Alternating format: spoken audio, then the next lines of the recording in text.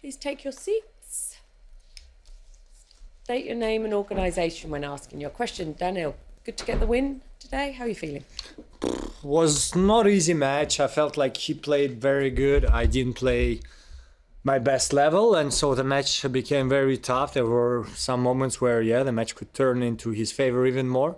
But I'm happy that I managed to still stay composed as I could. I still served pretty well. I think he finally broke me only 2 times in the match, which is still good in 4 sets. And just happy with the win, happy to be here in 2 more days and try to play better level, get used to center court, and looking forward to next round. Hey Daniil. I was asking the other day about underarm serves, and he did, I think it was 2, right? 2 or 3, 2 or 3, 2 for sure, 2 maybe, yeah. Saying that he kind of practiced that because he knows obviously you return deep. Is that something you're conscious of now, or do you just kind of accept that that's something that can happen like a drop shot? Yeah, I think with the first serve you're kind of surprised, and still I was on the both serves, I could do better. So for me it's like same, it's a decision that like he makes, and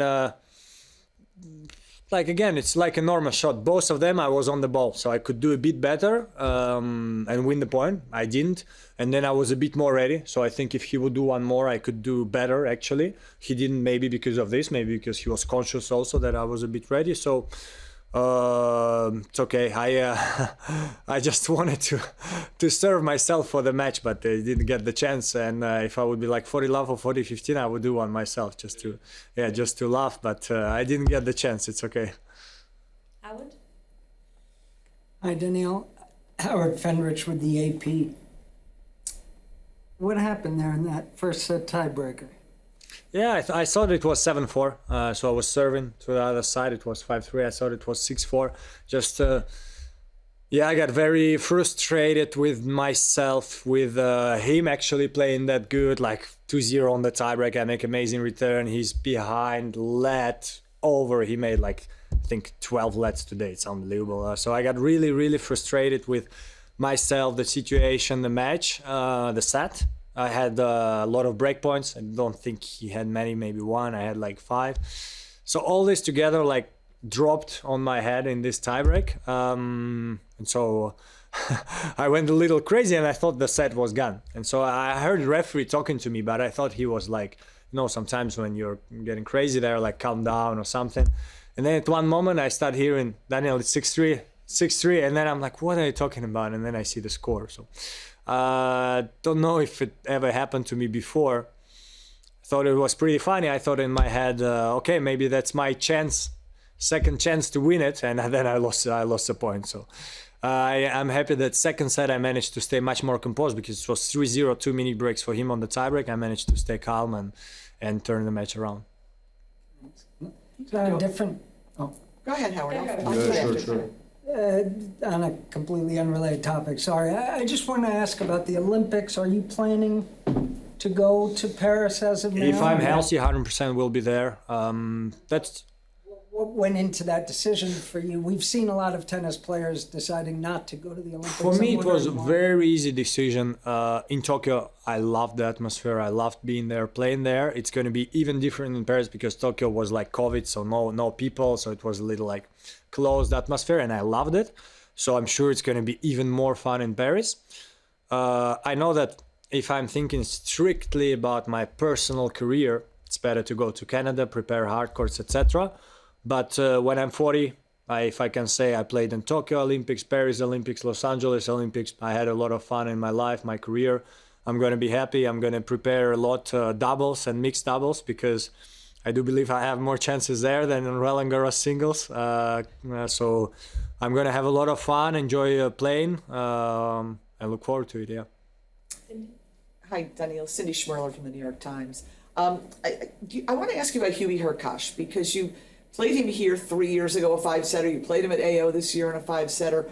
What is it about his game that you respect, and what is it that troubles you when you're laughing? It's the same that I respect and that the trouble comes from, and that I don't like is his serve. Don't think anyone likes to return Huey's serve. And of course on grass it's even like tougher to return it. We had some big matches throughout the years, like some tough ones. Again, I mean, I think at one moment in this year, it was like fourth tournament of the year, and he played like 25 tiebreaks already or something like this. So yeah, he has big serve. It's tough to return, and he can play well from baseline, also a little bit up and down, but he can play well. I mean, in Halle, he played well. So big opponent, big player, and in Wimbledon, you don't want him in your part of the draw, and I don't think he's in mine. But yeah. So. I just wondered. Obviously, Carlos is the reigning champion here, and I just wonder what it's like actually facing him and how that's different compared to like against the other top guys. Carlos has a very big quality, like power quality, and when he was really young, like 17, he could miss a lot. So we're like, okay, he has these crazy shots, but at least he misses. Now when he's in the zone, he doesn't miss much, and we saw it in Roland Garros. I watched a bit of semi-final and final, not the whole match. And you could see that some moments he was missing, struggling, and that's amazing because he played two big top players, Yannick and Sasha, and even not playing his best and missing, every time he would hit the rocket in the court, the other guy would be in such trouble, and that's his big quality, very, very strong shots, doesn't matter a little bit the position, and he's very easy of generating power from slow balls, which sometimes many players have trouble, so like, you can use it, you play like a slow ball and you know that at least you have the chance to stay in the rally. With Carlos, no. You know that there's no chance, so that's his biggest quality in my opinion. I did know. Actually, I had the same question about Yannick. I was wondering your thoughts there. A bit different, but kind of same. Big quality of strokes in a different way. Like the motion is different, so the way the ball is coming to you is different. And I would say that even if Yannick has very big power, Carlos has even more. And Yannick, same, he managed to find, since a little bit the end of last year and like Canada, I would say, where he won his first Masters, missing less. So we always knew that it's tough to play him. He can hit winners from every position of the court, but he could miss. So now he doesn't miss much. He can hit winners from every position of the court. It's not easy. So in order to beat him, you know that you have to step out there.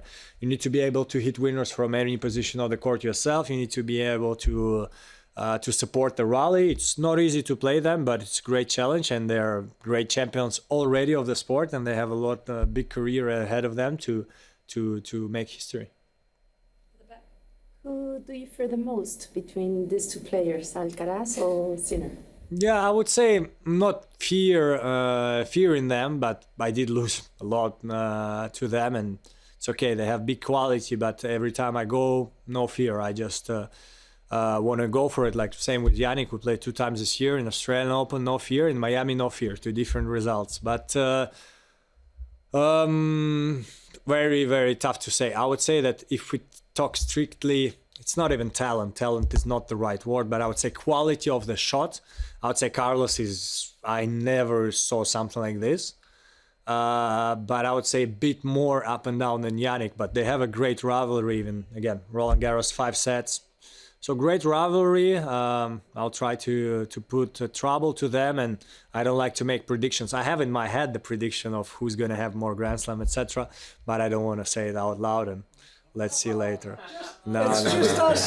If maybe when I finish my career, so I'm out of the locker room, I'll be like, okay, now I'm saying it, and I will see who has more Grand Slam. No, I'm joking. Yeah. Okay, we're taking a roll. Daniil, I just wanted to ask how you feel your serve is coming along this year. I know you've obviously had some physical challenges in the past, but where do you feel you're at right now? Tough to say because my serve was also always the best on hard courts. So on grass courts and clay, I could serve well sometimes, like Rome last year, and sometimes it could be down and bring me down. So I feel like, honestly, that I'm in a good place with my serve. I remember a lot of matches this year where my serve helped me. Even Australian Open, like all the matches, it was a bit up and down. I got broken many times. But there was a moment in every match where I managed to zone in against Zverev, for example, 2 sets to love, and didn't lose the serve afterwards and won 2 tiebreaks.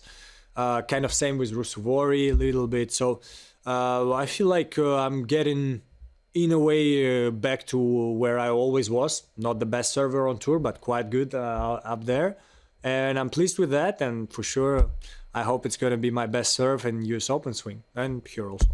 Just a quick follow-up. What is it about the grass? You said you felt more comfortable serving on a hard court. What is it about the grass that feels different? For whatever reason, so the grass is tougher to return because the ball slides through the court. For example, Novak is really good with it. You know, his serve is 200, 205, but it really slides through the grass. Very tough to return. And mine does it on hard courts. That's why it's tough for guys to return because it slides well, so I can use mixed zones and etc. And on grass court, I don't know why. In my opinion, it doesn't slide like other players. I'm trying to work it a lot. Sometimes it works, sometimes not. But that's my opinion. That's why I serve a bit worse on grass. I just wondered, yesterday we had Marketa in and she lost in the first round as defending champion. I just wondered, how did you find it at the US Open when in 2022 when you were defending champion? How different a dynamic is that?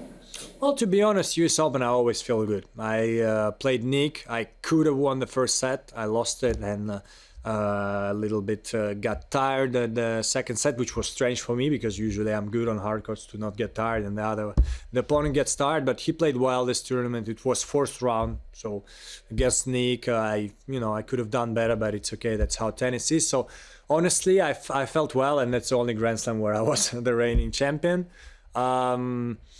So yeah, I mean, it's for sure it's never easy, and I didn't see the match, but I heard the other girl played well, so that's always a little bit tricky. The other girl, she knows, she plays on center court, she plays the reigning champion, she will go for it, and if you're not in your best day, sometimes you lose. Last one. Also, looking back at your title in New York, what would you say is the biggest thing that changed for you because you became a Grand Slam champion? I would say the biggest thing is that same like a little bit with Olympics, I have it, you know. We have many big champions that were in the final many times and didn't manage to do it because you always have a strong opponent out there. It's tough, you need to win 7 matches. Some people achieve 24, some people achieve none, and some great champions didn't win any Grand Slam. So I'm happy that I have this mark in my career. Till I play tennis, I will try my best to get more. How many, I don't know. I had chances to do already. I didn't make it, but I'm going to try again. And for me, it was a very important achievement. I have the cup at my home. I see it.